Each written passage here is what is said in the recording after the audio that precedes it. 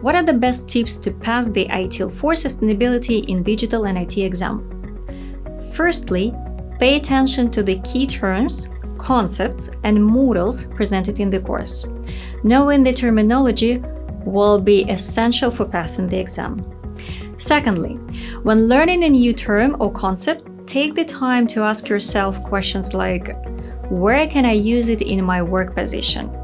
How can our organization use it? What is the risk of using it?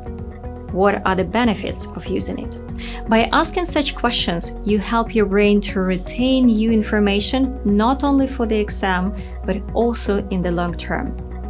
My third piece of advice would be to pay attention to the real-life examples featured in our course. They will help you understand the logic behind ITIL's approach to sustainability. Next, be sure to read the syllabus for the course closely.